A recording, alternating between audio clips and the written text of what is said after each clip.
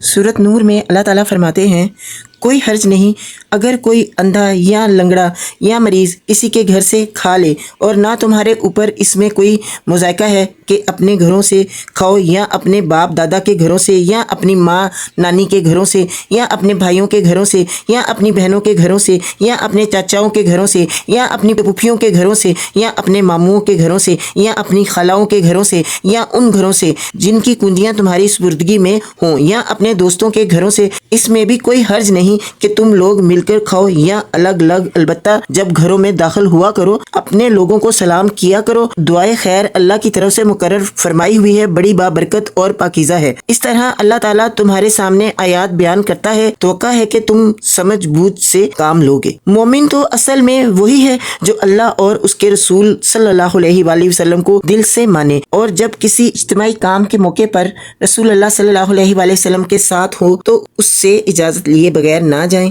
جو لوگ تم سے اجازت مانگتے ہیں وہی اللہ اور رسول صلی اللہ علیہ وآلہ وسلم کے ماننے والے ہیں، بس جب وہ اپنے کسی کام سے اجازت مانگے تو جسے تم چاہو اجازت دے دیا کرو، اور ایسے لوگوں کے حق میں اللہ سے دعائے مغفرت کیا کرو، اللہ یقیناً غفور الرحیم ہے۔ مسلمانوں، اپنے درمیان رسول اللہ صلی اللہ علیہ وآلہ وسلم کے بلانے کو آپس میں ایک دوسرے کا سا بولنا نہ سمجھ بیٹھو۔ اللہ ان لوگوں کو خوب جانتا ہے جو تم میں ایسے ہیں کہ ایک دوسرے کی آڑ لیتے ہوئے چپکے سے سٹک جاتے ہیں۔ رسول اللہ صلی اللہ علیہ وآلہ وسلم کی خلاف ورزی کرنے والوں کو ڈرنا چاہیے کہ وہ کسی فتنے میں گرفتار نہ ہو جائیں یا ان پر دردناک عذاب نہ آ جائے۔ خبردار رہو، آسمان و زمین میں جو کچھ ہے اللہ کا ہے، تم جس روش پر بھی ہو اللہ اس کو جانتا ہے۔ جس روز لوگ اس کی طرف پلٹیں گے وہ انہیں بتا دے گا وہ کیا کچھ کر کے آئے ہیں، وہ ہر چیز کا علم رکھتا ہے۔ یہ سورت نور کی چند لاسٹ کی آیات ہیں۔ سورت نور کا